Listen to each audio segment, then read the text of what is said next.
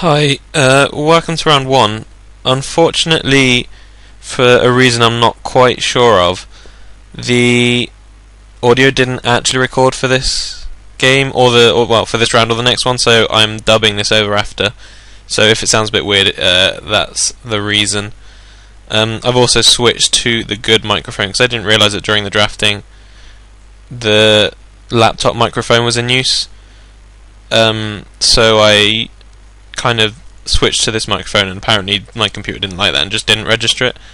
So yeah, as you can tell, I kept a pretty good hand. On the third turn, rather than equipping and getting in extra poison, I'd rather curve out and make my cyst bearer. So that's the reason I didn't equip. I mean, I can either swing for 2 this turn and make a 1 power guy, or I can swing for 1 this turn and make a 2 power guy.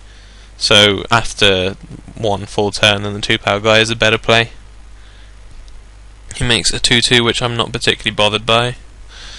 Again, this turn I can equip and make a 2-drop, or swing and make a 3-drop. But because if I swing, he just kind of trades with one guy, like he trades with the Chrome Steed. That's a lot worse for me than him losing a Chrome Steed and shrinking the glider. So yeah, I'm only fine for him to double block if my cyst bearer is equipped, because then I kind of get a 1.5 for 1, and I can still make my Plague Stinger post combat. So that has 2 effects. It shrinks his Snap Cell Glider, and it also makes it less likely that it's going to fly in the future. So less likely it can block my Plague Stinger, because if I take a Metalcraft guy off his board, then yeah, he's less likely to fly. It also means that that Azeri Brigade isn't going to be an 8/8 for a while, which is a pretty good bonus. I don't think he's going to trade here, but I mean, if he does, I'm fine to trade my 2-drop for his 4-drop. So yeah, rather than get 2 poison in, I make sure that the 8/8 is never a problem if he wants to block. He doesn't block anyway, so I get in the poison anyway, and then follow up with my Nim.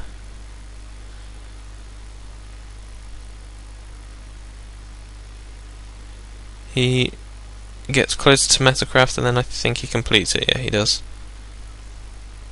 And then swings with an 8/8. He's obviously not fearing the race. I'm not sure what I discussed here, I guess. I said something in the video there, but I was never going to block there. I'd rather have my Infect guy. So, the options here this turn, let me think what the options were. I'm not going to attack with my Plague Stinger, because I don't just want to run into an idol. I think the options are... In fact, I might have done, because I drew the Fume Spitter, so I can kill a blocker, take him off Metalcraft, and then swing with a team. Yeah, I think that's what I did, actually.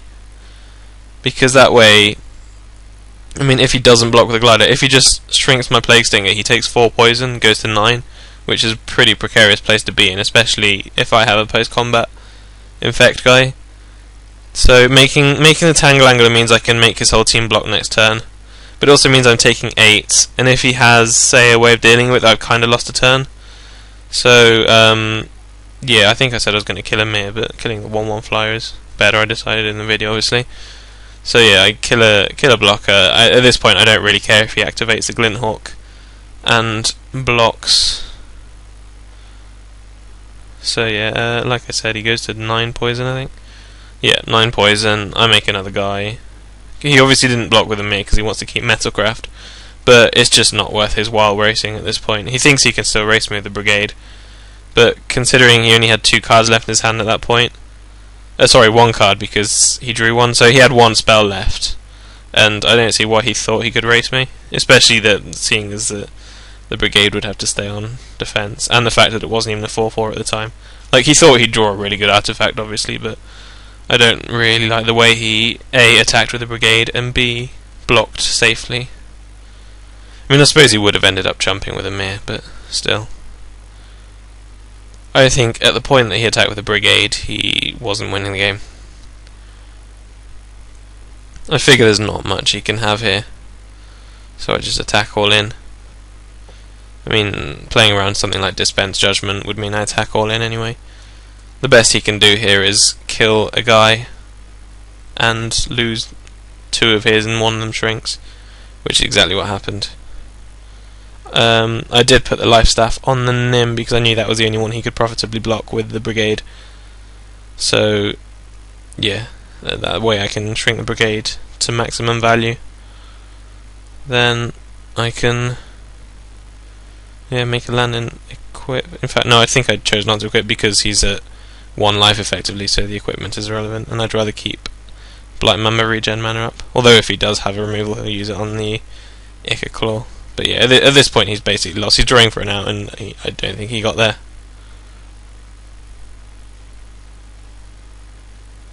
So he's just gonna concede at this point, and I just check what I draw because I like to do that. We go to sideboarding, and I basically just decide there's nothing. We didn't have that many playables anyway. I basically just put the 23 cards that fit in the deck and submitted.